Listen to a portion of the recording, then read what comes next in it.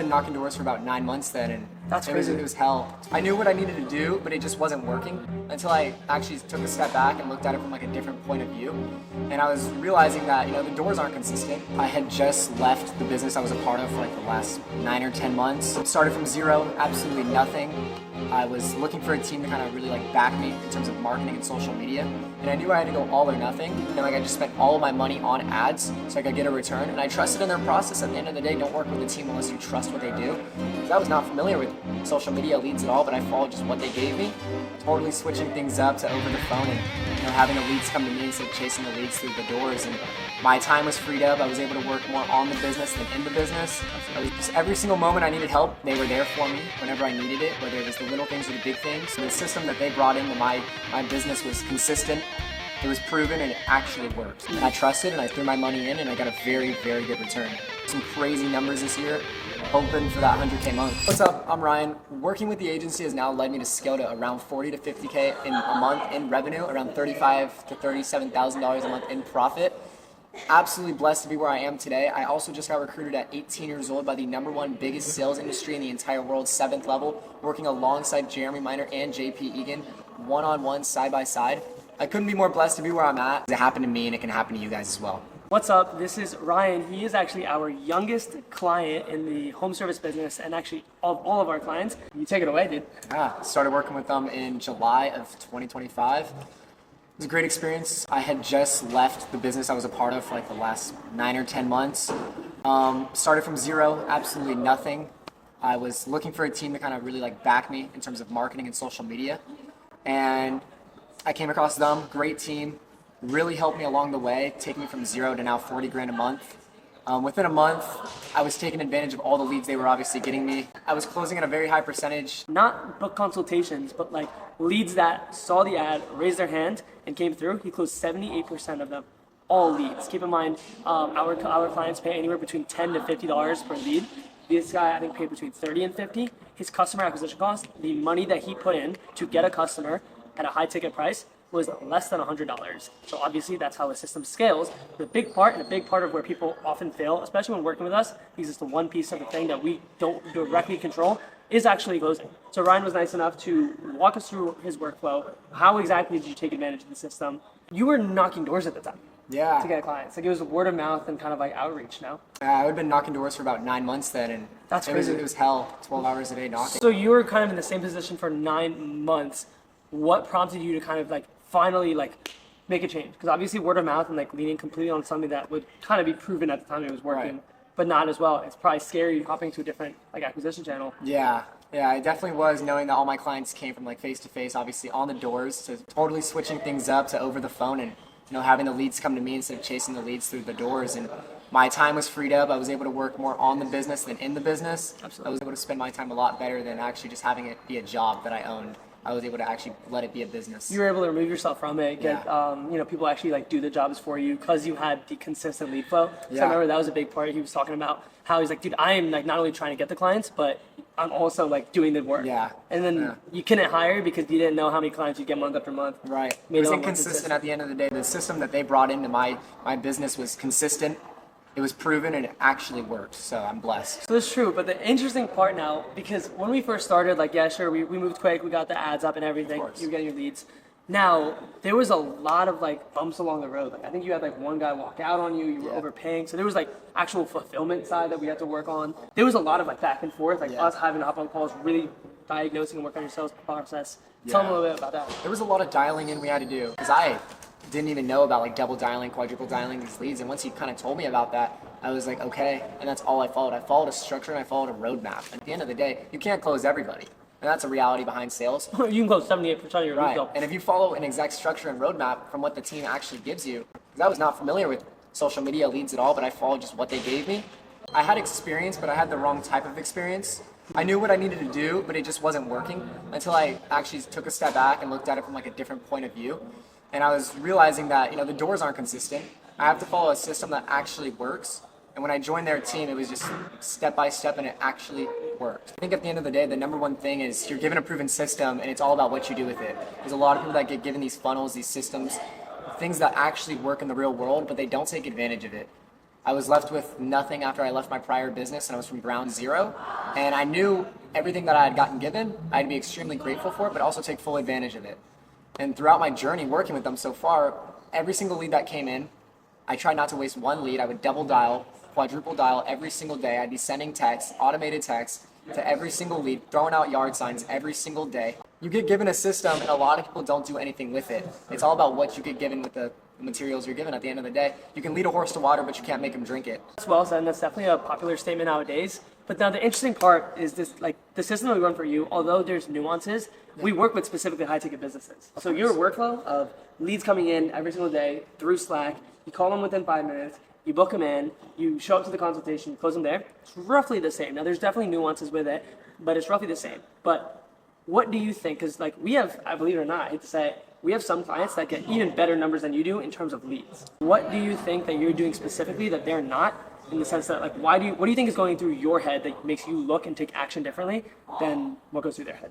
I used to watch like all these successful people and how they made it, and they would say, I just wanted it more, and I always would sit there and think to myself, like, what's the secret? What's the secret? I put myself at ground zero. I burned the bridges around me, double dialing these leads every single 4 hours. Yeah, that's a big thing, because a lot of people, they call the leads once. We get on top of our guys to make sure, like, hey, like, tell us exactly what happened with this lead. Most people don't even do that. They just they get the lead, it comes through, and like we follow up, say, hey, what happened with this lead? No one says anything. Right. So you not only, and this is, I believe, a big thing that contributed to your success, when the lead came in, you double dialed, and then you would you would immediately let us know exactly what happened, and then on top of that, you would continue to double dial and let us know as it went in. And the beauty is you got in touch with almost every single one of your leads, because this happens so often where people will tell us that, and I have if we take someone on, we really align with them and we want you to succeed. So like I will like unapologetically call my clients' leads and book them in after like they tell me. You saw me do it today. I've seen it all the time. It's crazy. There are people who like already paid me. I know I'm getting paid. We fulfilled on our contract. I'm gonna get whatever retainer, but I care. So I will ask these hard questions to make sure that like they're not leaving money on the table and protecting their investment. We were literally at lunch and like I was like, oh, this client is like struggling getting in touch with their leads, and I just called the lead, booked them in right after the client told me, oh, like the lead's not picking up. Because the reality is, these people are individuals who see your face, see the exact service that you offer, and are looking for your offer, and raise their hand, fill out their email, their number, how soon they want to move forward, all these different things, and they get sent right to your inbox. They want to be reached out to. Why? Because they reach out to you. I like what you mentioned about like actually protecting your client's investment, because at the end of the day, that's a team that you want beside you. They're not just in it for themselves, they're in it for their clients they're representing along the way. And being surrounded by a team like that, you cannot be more grateful to be in that position, because not everybody gets that chance, and I would have died 7 months ago to be in that spot, and I ended up being in that spot a couple months later, and I was extremely grateful, took full advantage of it, and I made a promise to myself, but also my family, that I would end up making it. And here I am today, extremely blessed to be where I'm at, and if I had to do it all over again and I had to start from zero, I would know exactly what to do to get back to where I'm at now, if not higher numbers. Yeah, and don't be fooled. This young guy's smart.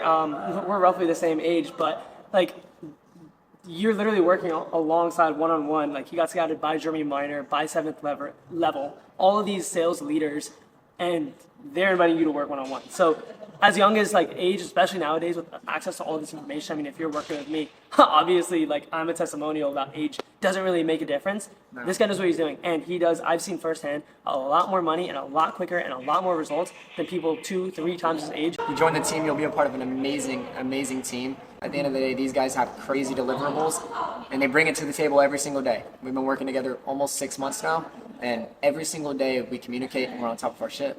What was your like kind of a thought process going into that call, or especially when you sent the first payment through? Because that's when the buyer's regret happens. It's scary up at that point. I was excited. I was truly excited knowing when I got off the phone that I actually would have like a team behind me to like, block me from anything bad. And we were able to just move step by step. We hopped on multiple calls that day after.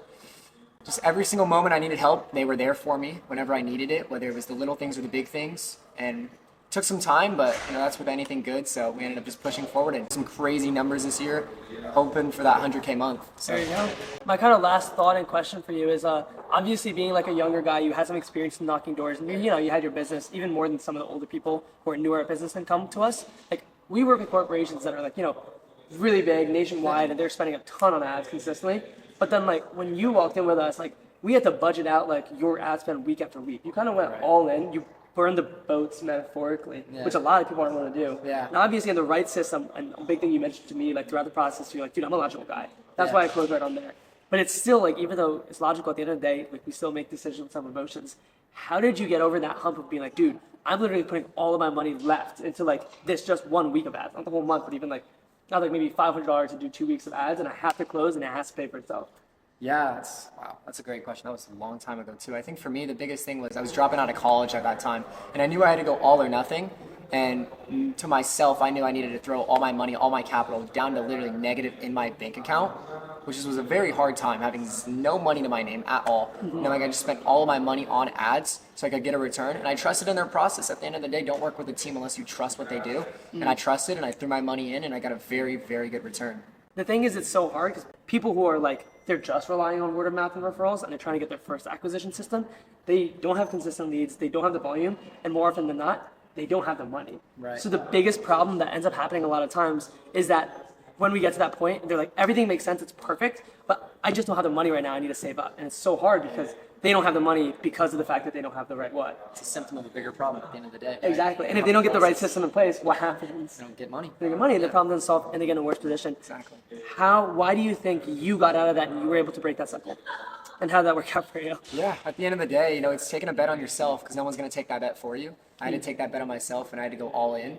And there wasn't a plan B at the end of the day. I had to go for it. When you're left with just one plan and that plan has to work, you're going to do it. You're forced to do it. And I was put in a forceful situation where I had nothing and I had to grow, and I grew from the bottom. Some people are like, oh, let me work for free. I'll try my hardest, and then when I get my first closed deal, I'll pay you.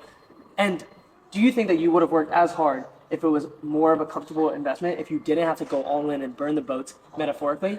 And let's say instead I let you in for free and you paid after you get your first client. Definitely not. And I learned from a mentor a while ago that, putting yourself in this uncomfortable position will only allow you to grow more. And I think that's one big thing that you helped with was putting me and forcing me into that uncomfortable position so that I could actually grow a lot harder. If I would have gotten in for free, I would have kind of just messed around and probably not worked nearly as hard. Putting me in that very uncomfortable spot, knowing I had to make that choice, allowed me to grow 10 times more than I would have if I just got in for free. There's no easy way around it. At the end of the day, it's hard work. I had to burn all the bridges around me. I couldn't be more blessed, and I know we're going to crush it in 2026, no doubt. You're changing lives? Of course, dog.